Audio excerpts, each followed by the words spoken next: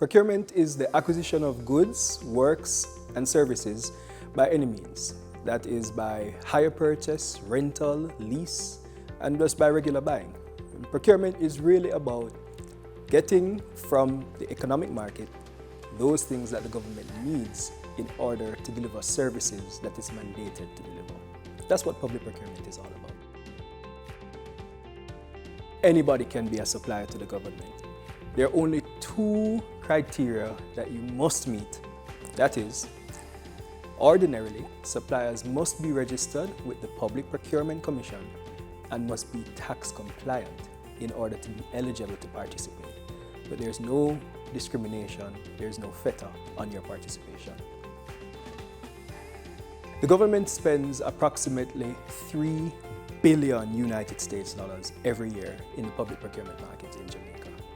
$3 billion United States dollars. That's about 450 billion Jamaican dollars. And we use that to purchase petroleum products, but also industrial equipment and the construction of buildings and roads and services for the cleaning and portering of hospitals. It's a really big business and you should be a part of it.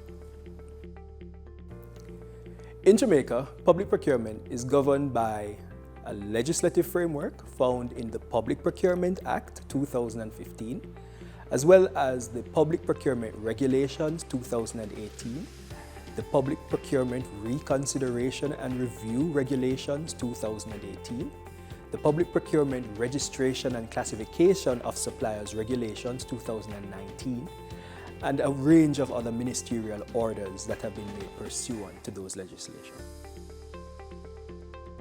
The Office of Public Procurement Policy is the central focal point on procurement thought and development in Jamaica. It is a branch of the Public Expenditure and Policy Coordination Division at the Ministry of Finance and the Public Service.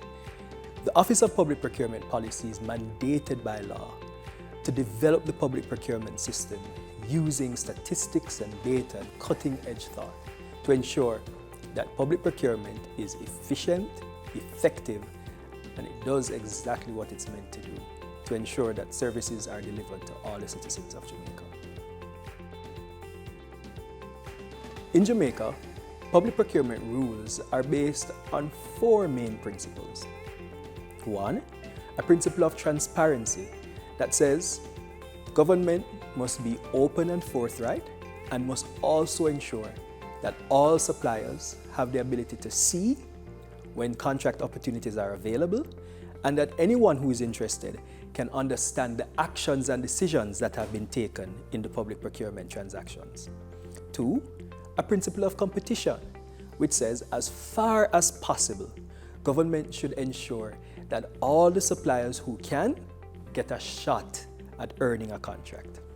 Three, a principle of equitable treatment that says once you are able to supply, you should be asked to supply and that you should receive the same treatment right across the board. There should be no distinction unless there's a good reason for doing so.